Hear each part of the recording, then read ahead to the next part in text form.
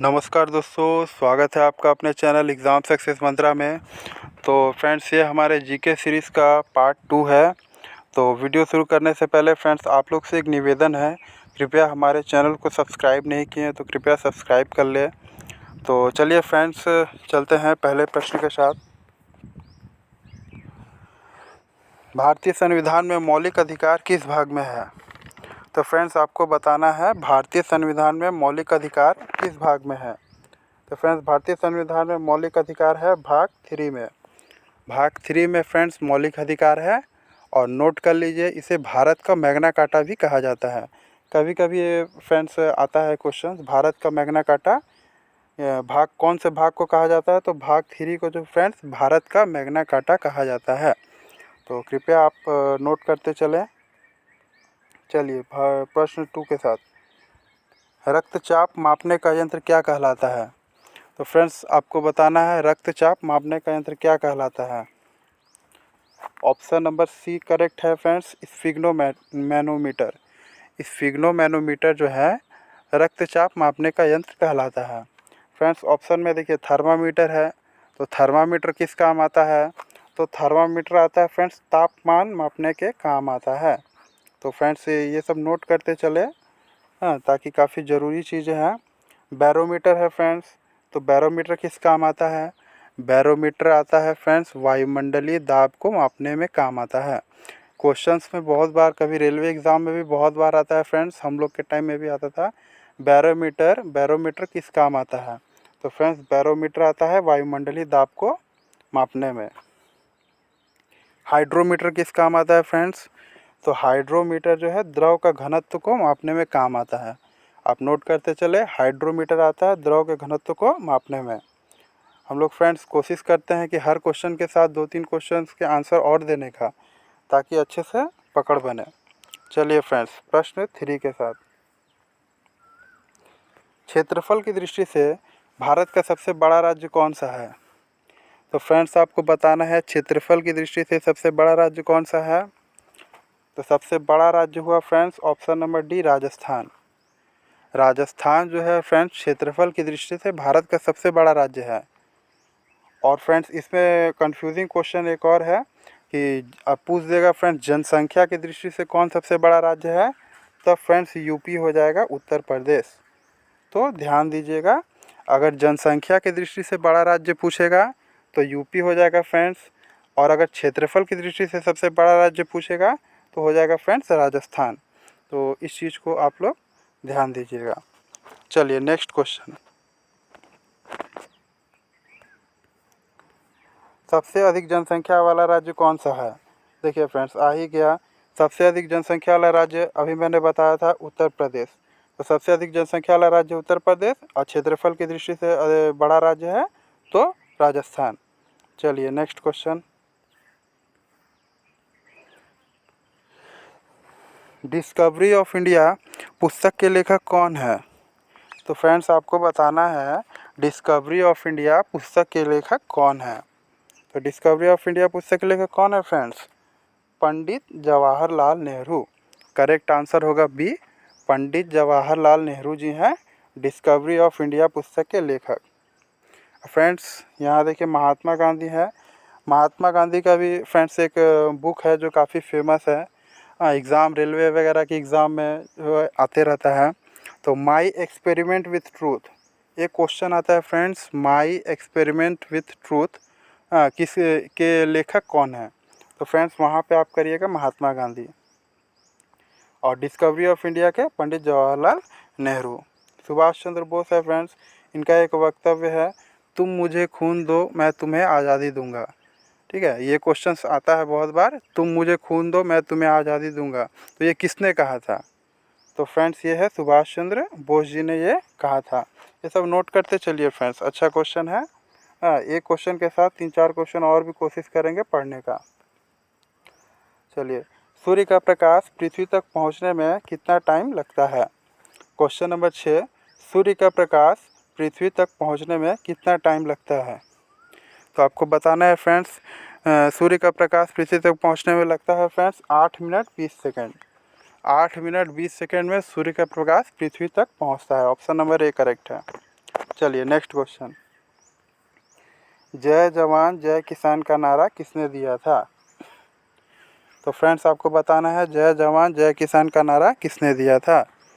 तो फ्रेंड्स जय जवान जय किसान का नारा किसने दिया था? लाल बहादुर शास्त्री जी ने। लाल बहादुर शास्त्री जी ने फ्रेंड्स जय जवान जय किसान का नारा दिया था।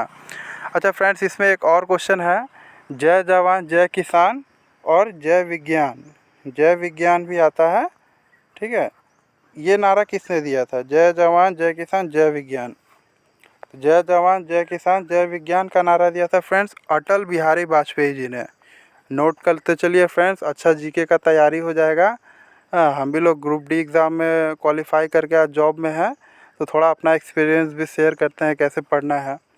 तो जय जवान जय किसान का नारा है फ्रेंड्स दिया था लाल बहादुर शास्त्री जी ने, और जय जवान जय किसान जय विज्ञान का नारा दिया था अटल बिहारी वाजपेयी जी ने। चलिए नेक्स्ट क्वेश्चन के साथ, भारत का पहला उपग्रह कौन सा था? तो बताना है फ्रेंड्स आपको भारत का पहला उपग्रह कौन सा था। तो भारत का पहला उपग्रह कौन सा होगा फ्रेंड्स? आर्यभट्ट। आर्यभट्ट जो है भारत का पहला उपग्रह था। तो ये कब प्रक्षेपित हुआ था फ्रेंड्स? ये हुआ था 19 अप्रैल 19 अप्रैल को 19 अप्रैल को 19 अप्रैल कितना 19 अप्रैल 1975। तो आर्यभट्ट भारत का पहला उपग्रह है फ्रेंड्स आर्यभट्ट, और इससे जानकारी आपको नोट करके रखना है कि ये 19 अप्रैल 1975 को प्रक्षेपित हुआ था। Indian space research organisation. Okay, चलिए नेक्स्ट क्वेश्चन देखते हैं, संयुक्त राष्ट्र की स्थापना कब हुई थी? तो बताना है फ्रेंड संयुक्त राष्ट्र की स्थापना कब हुई थी? तो संयुक्त राष्ट्र की स्थापना हुई थी फ्रेंड्स 1945 में। 1945 ईस्वी में संयुक्त राष्ट्र की स्थापना हुई थी। कब? 24 अक्टूबर, डेट भी याद कर लीजिए, 24 अक्टूबर 1945 में संयुक्त राष्ट्र की स्थापना हुई थी। अच्छा क्वेश्चन है, एग्ज़ाम में आते हैं बार बार। भारत के प्रथम उपराष्ट्रपति कौन थे? प्रश्न नंबर 10 के साथ है, भारत के प्रथम उपराष्ट्रपति कौन है? तो कौन है फ्रेंड्स भारत के प्रथम उपराष्ट्रपति? सर्वपल्ली राधाकृष्णन। सर्वपल्ली राधाकृष्णन जी जो हैं भारत के प्रथम उपराष्ट्रपति थे। और यही फ्रेंड्स पूछ दिया जाए कि प्रथम राष्ट्रपति कौन थे? प्रथम राष्ट्रपति, तो राष्ट्रपति कौन थे फ्रेंड्स हम लोग के? प्रथम राजेंद्र प्रसाद जी। अगर भारत के प्रथम राष्ट्रपति पूछा जाए तो डॉक्टर राजेंद्र प्रसाद जी थे। जाकिर हुसैन कौन थे फ्रेंड्स? जाकिर हुसैन भारत के तीसरे राष्ट्रपति थे, 3rd नंबर के थे।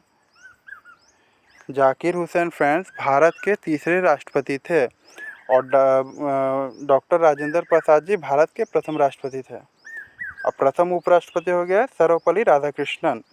क्वेश्चन क्लियर हो गया फ्रेंड्स, नोट करते चलिए।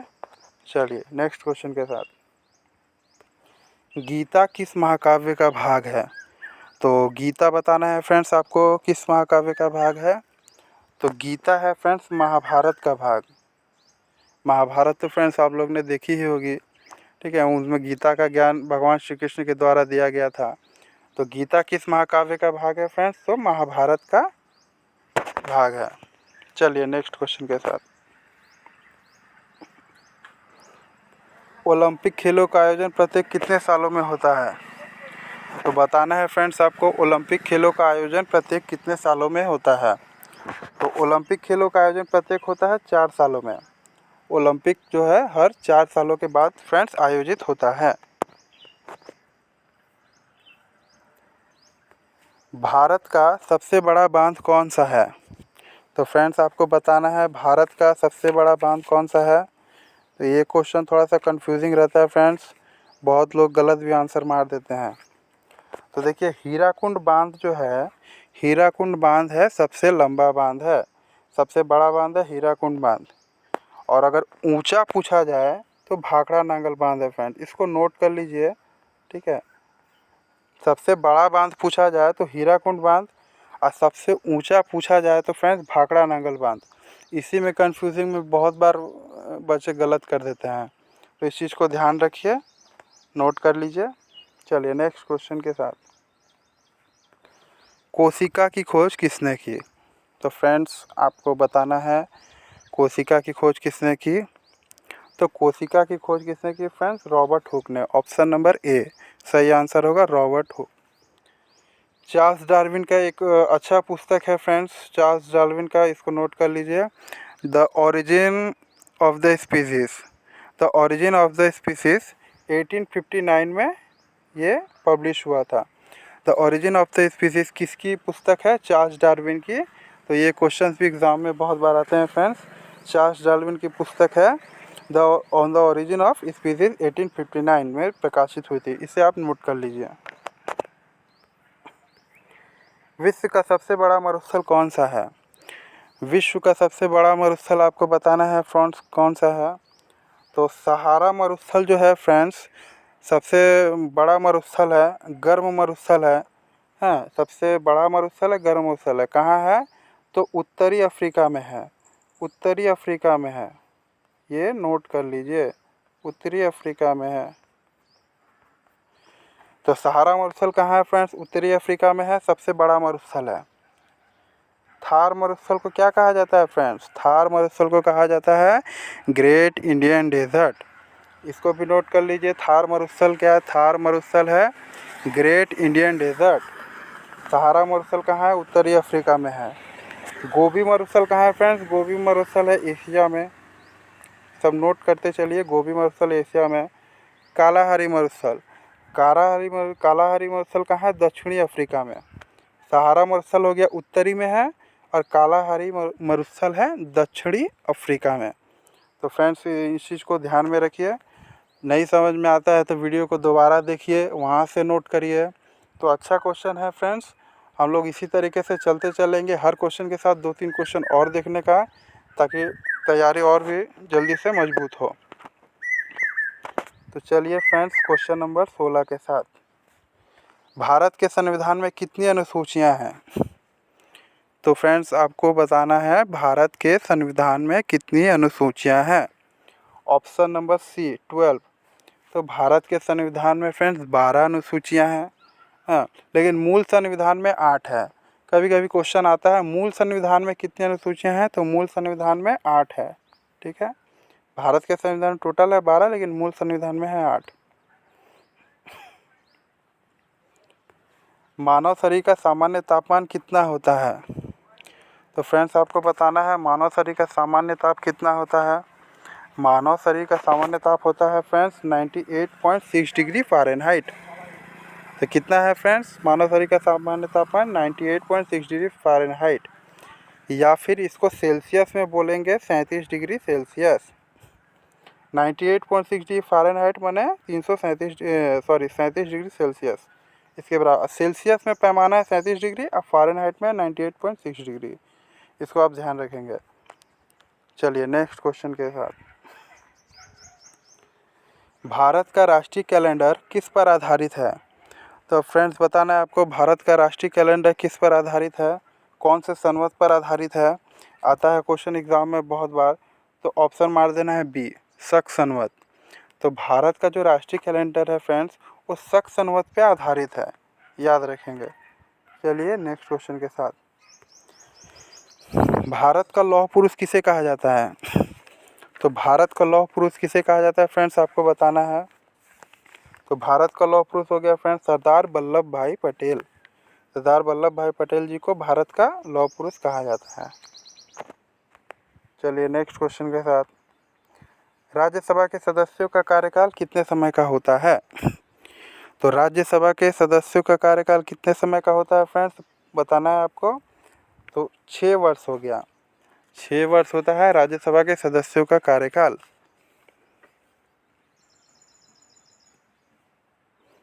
और फ्रेंड्स जो है इसमें एक क्वेश्चन और भी ऐड कर लीजिए। हाँ, इसका आंसर देखिए, राज्यसभा के सदस्यों का कार्यकाल तो 6 वर्ष है, और ये क्या है फ्रेंड्स एक अस्थाई सदन है, अस्थाई सदन है। ठीक है, यह एक अस्थाई सदन है, या फिर इसे बुजुर्गों का भी सदन कहा जाता है। ये कभी भंग नहीं होता, ये कभी भंग नहीं होता राज्यसभा, इसलिए इसे अस्थाई सदन कहा जाता है, और इसका कार्यकाल है 6 वर्ष। और फ्रेंड्स अगर पूछ देगा लोकसभा का कितना लोकसभा के सदस्यों का कार्यकाल कितना है, तो 5 वर्ष फ्रेंड्स। ठीक है, लोकसभा के सदस्यों का कार्यकाल होता है 5 वर्ष। तो राज्यसभा के सदस्यों का कार्यकाल हो गया 6 वर्ष और लोकसभा के सदस्यों का कार्यकाल हो गया 5 वर्ष। लोकसभा जो एक अस्थायी सदन है, माने इसे भंग किया जा सकता है। लोकसभा एक अस्थायी सदन है, 5 वर्ष कार्यकाल है और इसे भंग किया जा सकता है। और राज्यसभा के सदस्यों का कार्यकाल है 6 वर्ष, यह एक अस्थायी सदन है और इसे भंग नहीं किया जा सकता। तो फ्रेंड्स इन दोनों में अंतर अच्छे से समझ लीजिए, कोई कन्फ्यूज़न ना हो एग्ज़ाम में। तो चलिए नेक्स्ट क्वेश्चन के साथ नोट भी करते रहिए कहीं। भारत का पहला परमाणु परीक्षण कहाँ हुआ था? तो फ्रेंड्स आपको बताना है भारत का पहला परमाणु परीक्षण कहाँ हुआ था। तो फ्रेंड्स हुआ था डी, पोखरण में हुआ था फ्रेंड्स। पोखरण में जो है भारत का पहला परमाणु परीक्षण हुआ था। पोखरण कहाँ है फ्रेंड्स? पोखरण है राजस्थान में। पोखरण कहाँ है फ्रेंड्स? राजस्थान में है। पोखरण कहाँ है फ्रेंड्स? राजस्थान में है। और कब हुआ था भारत का पहला परमाणु परीक्षण?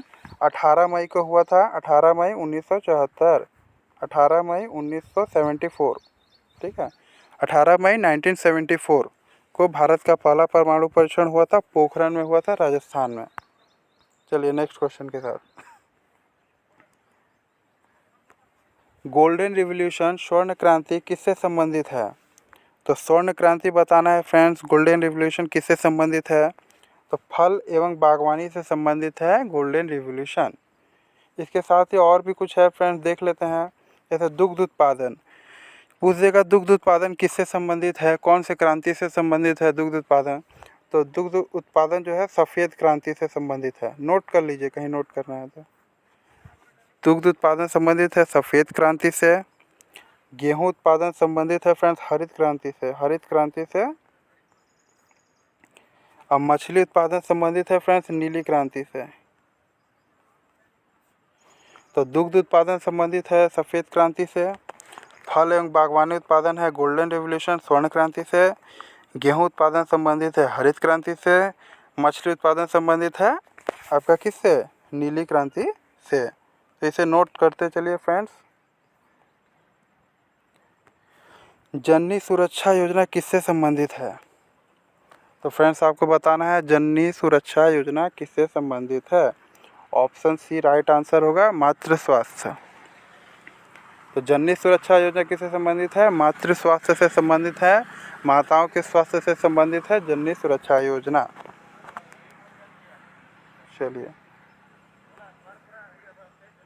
जल का रासायनिक सूत्र क्या है फ्रेंड्स? बताना है आपको जल का रासायनिक सूत्र क्या है।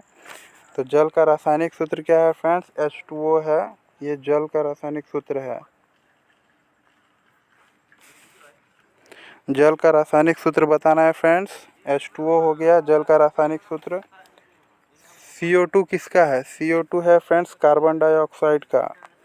CO2 है कार्बन डाइऑक्साइड का है, कार्बन डाइऑक्साइड का है। नोट करते चलिए, एक क्वेश्चन के साथ 3-4 क्वेश्चन और भी कोशिश करते हैं बताने का। तो जल का रासायनिक सूत्र हो गया H2O, CO2 हो गया है कार्बन डाइऑक्साइड। O2 किसका है फ्रेंड्स? O2 किसका है? ऑक्सीजन का है, ऑक्सीजन का है O2। ठीक है, ऑक्सीजन का है O2। NaCl किसका रासायनिक सूत्र है फ्रेंड्स? नमक का है। NaCl किसका है? नमक का है, नमक का है फ्रेंड्स रासायनिक सूत्र NaCl। CO2 है कार्बन डाइऑक्साइड का, H2O है जल का, O2 है ऑक्सीजन का। चलिए नेक्स्ट क्वेश्चन के साथ। भारतीय संविधान का जनक किसे कहा जाता है? तो फ्रेंड्स बताना है आपको भारतीय संविधान का जनक किसे कहा जाता है। तो किसे कहा जाता है फ्रेंड्स? हमारे संविधान के जनक कौन है? डॉक्टर भीमराव अंबेडकर। डॉक्टर भीमराव अंबेडकर जी जो हैं भारतीय संविधान के जनक हैं हमारे। राजेंद्र प्रसाद तो प्रथम राष्ट्रपति जी थे। चलिए फ्रेंड्स अगले क्वेश्चन के साथ, मानव शरीर की सबसे बड़ी ग्रंथि कौन सी है? तो फ्रेंड्स आप लोग से माफ़ी चाहूँगा, मैंने पिछले वीडियोस में इसका गलत आंसर बता दिया था। तो कभी कभी हो जाता है फ्रेंड्स, इसका आप लोग नोट कर लीजिए, यकृत होगा। मानव शरीर की सबसे बड़ी ग्रंथि जो है यकृत है। मानव शरीर की सबसे बड़ी ग्रंथि यकृत है। मैंने पिछले वीडियोज़ में तो गलती से मैंने कुछ अग्नाशय बोल दिया होगा, लेकिन इसका आंसर मैंने खुद भी देखा था, बाद में रियलाइज़ हुआ कि अगले वीडियो में इसको क्लियर कर दूं। तो मानव शरीर की सबसे बड़ी ग्रंथि क्या हो गया फ्रेंड्स? यकृत हो गया। चलिए, भारतीय रिजर्व बैंक की स्थापना किस वर्ष हुई थी? तो भारतीय रिजर्व बैंक की स्थापना बताना है फ्रेंड्स, किस वर्ष हुई थी भारतीय रिजर्व बैंक की स्थापना? 1 अप्रैल 1935 ईस्वी को, 35 में हुई थी, 1935 में। डेट क्या है? 1 अप्रैल, 1 अप्रैल 1935 में। तो भारतीय रिजर्व बैंक की स्थापना कब हुई? 1 अप्रैल 1935 में। हेड क्वार्टर कहाँ है फ्रेंड्स? हेड क्वार्टर है इसका मुंबई में, मुंबई में, ठीक है, मुंबई में है इसका हेड क्वार्टर, आप नोट करते चले। भारतीय रिजर्व बैंक की स्थापना 1935 ईस्वी में, हेड क्वार्टर मुंबई। भारत छोड़ो आंदोलन कब शुरू हुआ था? तो भारत छोड़ो आंदोलन कब शुरू हुआ था फ्रेंड्स? भारत छोड़ो आंदोलन शुरू हुआ 1942 ईस्वी में। कब हुआ था? 1942 ईस्वी में। डेट क्या है? 8 अगस्त, नोट करते चले फ्रेंड्स। 8 अगस्त 1942 ईस्वी में भारत छोड़ो आंदोलन शुरू हुआ था। किनके नेतृत्व में? तो महात्मा गांधी जी के नेतृत्व में हुआ था। भारत छोड़ो आंदोलन 1942 ईस्वी में हुआ था, 8 अगस्त 1942 में, महात्मा गांधी के नेतृत्व में। चलिए, अगला क्वेश्चन, भारत में हरित क्रांति के जनक किसे कहा जाता है? भारत में हरित क्रांति के जनक किसे कहा जाता है? सही आंसर होगा MS स्वामीनाथन जी को भारत में हरित क्रांति का जनक कहा जाता है। अब फ्रेंड्स अगर पूछ देगा कि विश्व में हरित क्रांति का जनक किसे कहा जाता है, तो फ्रेंड्स हो जाएगा नॉर्मन बोरलॉग। अगर वर्ल्ड लेवल पे पूछ देगा, हाँ, वर्ल्ड लेवल पे अगर पूछ देगा तो नॉर्मन बोरलॉग होगा। भारत में हरित क्रांति के जनक हो गए MS स्वामीनाथन, और विश्व में हरित क्रांति के जनक हो गए नॉर्मन बोरलॉग। क्लियर है फ्रेंड्स? नोट कर लीजिएगा, एग्ज़ाम में गलती नहीं करिएगा। संविधान की 8वीं सूची में कितनी भाषाएं शामिल हैं? तो संविधान की 8वीं अनुसूची में कितनी भाषाएं शामिल है फ्रेंड्स? तो आपको बताना है। राइट आंसर होगा SS 22। 22 भाषाएं जो हैं फ्रेंड्स हमारे संविधान की 8वीं अनुसूची में शामिल हैं। तो पहली भाषा क्या है? फर्स्ट क्या है? फर्स्ट है असमिया, फर्स्ट है असमिया। ध्यान रखिएगा, एग्ज़ाम में पूछ सकता है। फर्स्ट है असमिया है फ्रेंड्स। तो हिंदी का स्थान कितना है? 6 नंबर पे है फ्रेंड्स हम लोग की हिंदी। हिंदी का स्थान जो है 8वीं अनुसूची में कौन से नंबर पे है? तो 6वां नंबर पे है। और लास्ट वाला क्या है फ्रेंड्स? लास्ट जो है 22वीं भाषा क्या है फ्रेंड्स? क्या है फ्रेंड्स? उर्दू है। उर्दू जो है फ्रेंड्स हम लोग की अंतिम भाषा है संविधान की 8वीं अनुसूची में। तो संविधान की 8वीं अनुसूची में कितनी भाषाएं शामिल हैं? तो फ्रेंड्स 22 हो गया। पहली भाषा कौन है? असमिया। हिंदी का स्थान क्या है? तो 6वां स्थान है। और लास्ट कौन सी भाषा है? 22वीं लास्ट कौन सी भाषा है? तो उर्दू है फ्रेंड्स। इस चीज़ को ध्यान रखिएगा। आप लोग कहीं नोट करना है, नोट करते चलिए, ठीक है। तो फ्रेंड्स मिलते हैं अगले वीडियो के साथ। और अगर आप हमारे चैनल को सब्सक्राइब नहीं किए तो सब्सक्राइब कर लीजिए, आगे भी इस तरीके से वीडियो आते रहेंगे। तो ठीक है फ्रेंड्स, धन्यवाद, थैंक यू।